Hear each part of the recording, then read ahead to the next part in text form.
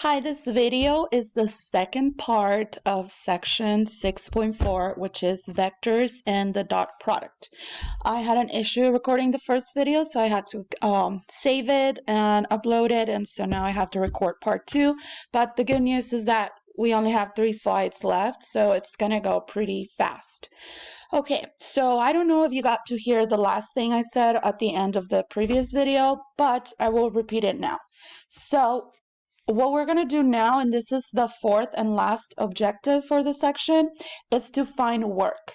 And work not as in finding a job, but the work which we're going to denote by the letter capital W. And it's going to represent the work done by a constant force F acting along the line of motion of an object, and it is going to be given by the product of the magnitude of that force. So the magnitude, remember we use the symbol with the 2 vertical lines. So that is the magnitude of the force times the distance or the length of that vector, which we study last in section 6.3, and we refer to it as the magnitude, the distance. And we use the same distance formula depending on what form of a vector you have. You can use the distance formula, or you could use, for example, for a vector magnitude, just to recall, it will be the square root of the square of the horizontal components plus the square of the vertical component, and then you take the square root. So that will be the distance or the magnitude. So here we have 2 magnitudes, but one is representing the magnitude of the force and the other one is representing the length, but in reality they are kind of like the same thing. Okay, so we have here in this picture 2 points. We have an initial point, we call that P, and we have a terminal point, it's Q, and that's why the vector that you see here, vector PQ, it's labeled that way because we start with the initial point and then the terminal point. Sorry. And so the magnitude of PQ, of vector PQ, will be here, and then the magnitude of the force, for example, in this drawing, it will be here. And so if we multiply those two, we will find the work done, or the work that needs to be done. Okay, so when the constant force is not directed along the line of motion, as you could see here, so everything is easy if the fourth vector was parallel. Well, I shouldn't say that. If it was just on the horizontal, it would be pretty easy. But not all the time that will happen, of course. And so when that is the case, then we're going to have to refer to that previous formula that we use for the projection of that force. Like, let me give you an example. If you had, okay, I guess this is a box right here, and you are trying to pull that box, but instead of having the rope attached this way, so it's making a horizontal, it's parallel to the ground, perhaps you are standing here and you're pulling the rope from here. So then to work this problem out, we will have to use not F, but we will have to combine that with the gravity vector. And so for that reason, we will need to find the projection of vector F onto PQ. So from the previous slide, not previous, but a couple of slides, we looked at finding that projection with the formula. I'm probably going to go back to it so we could see that.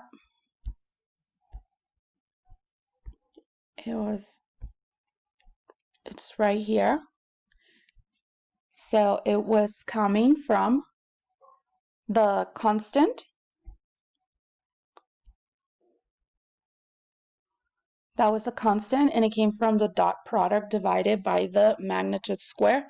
And then we had to multiply that by vector v. So going back to our slide.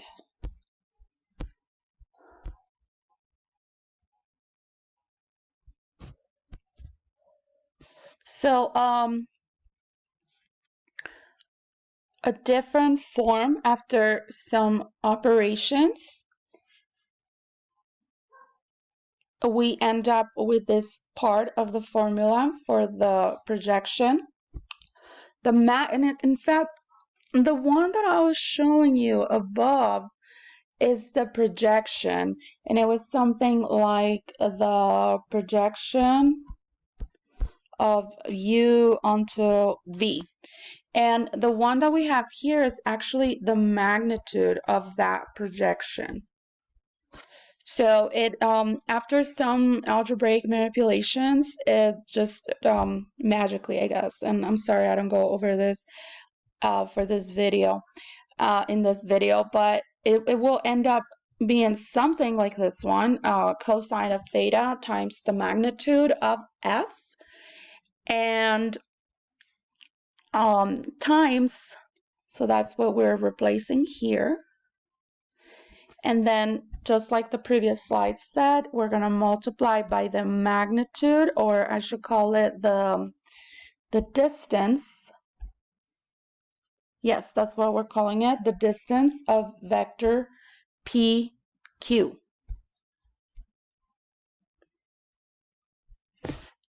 And so if we do that, then we will end up with the dot product form of work, and that will be the force vector. In this case, it will be a vector, this one, not the magnitude, but an actual vector.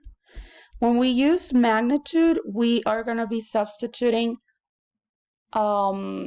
with a real number when we talk about magnitude. And when we talk about a vector, it will have two components, the horizontal and the vertical, or the I and j component, or it could be given with initial and terminal points. So it all depends, but just remember a vector will have two components, a horizontal and a vertical. And so will this one too, PQ. But then when you take the dot product of those, the answer to that is only one real number. So when we say real number, remember this could be a fraction, a decimal, positive, negative. It could even be zero if the vectors were perpendicular to each other, or in other words, orthogonal, or with a 90-degree angle in between them.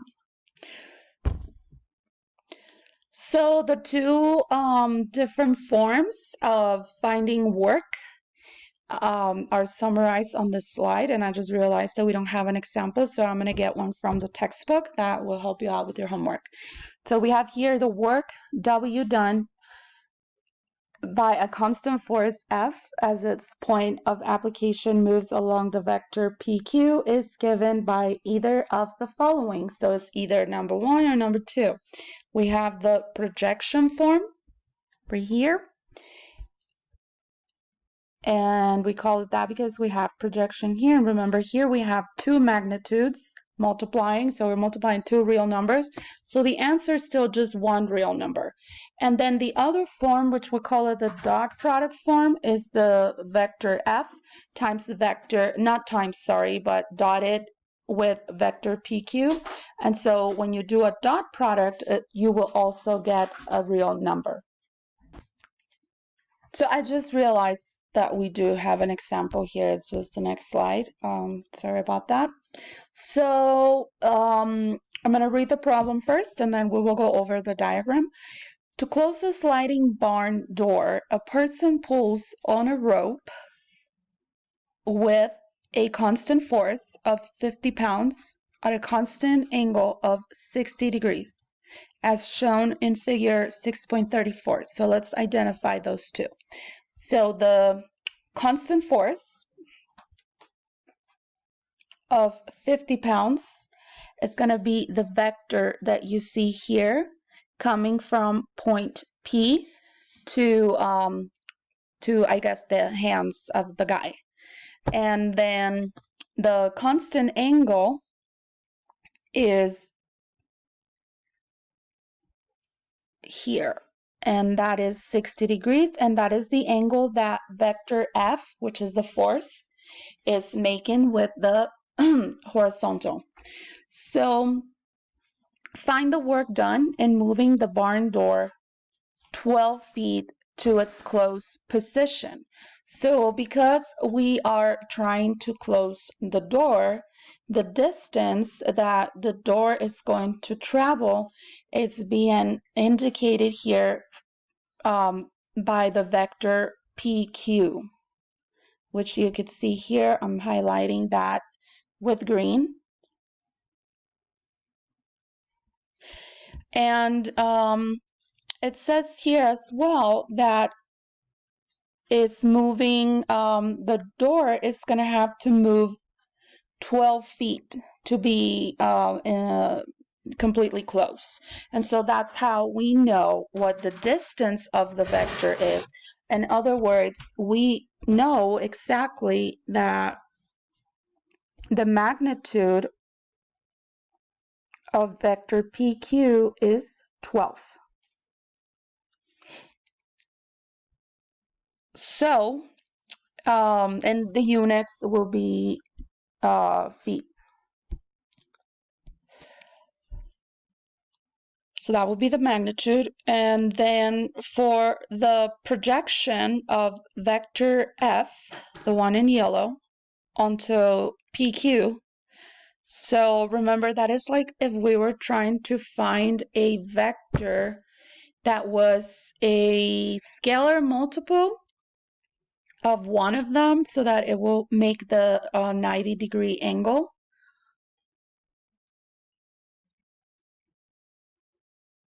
With the other, so that they will be orthogonal. That will be the projection.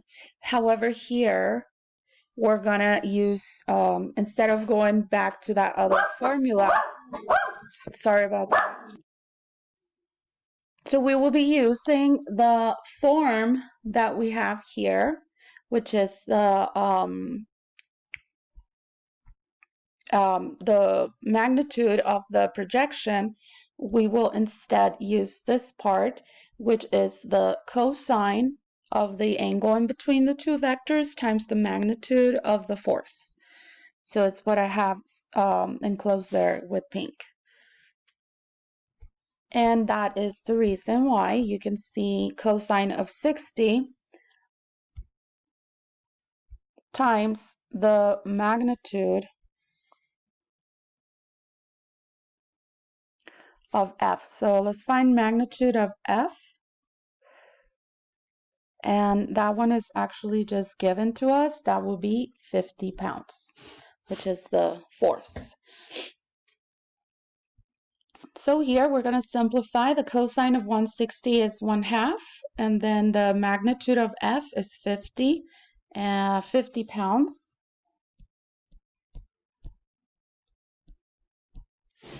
And then the magnitude of PQ is the distance, which is 12 feet. And at the end, we are going to get, let's see, 1/2 times 12 will be 6, and 6 times 50 is 300. So it will be 300 pounds times feet. And so here the book uses foot-pounds. I guess that sounds a lot better. So the work that needs to be done, it's gonna be 300 foot-pounds. You can verify this result by finding the vectors F and PQ and calculating their dot products. So if we were required to actually find the vectors, we will we could calculate the dot product and then verify that it is in fact the same as the previous one, because remember that was the other formula by the dot product, which was find the vector for force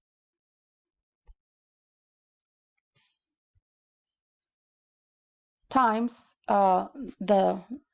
not times, but dotted with the vector of PQ. And in reality, since we don't, based on 6.3, it will actually be doable because we do know the angle in between them. So, but for this question, we will just leave it like that. So the answer is 300 pounds. And this is the end of the video, second part, section 6.4.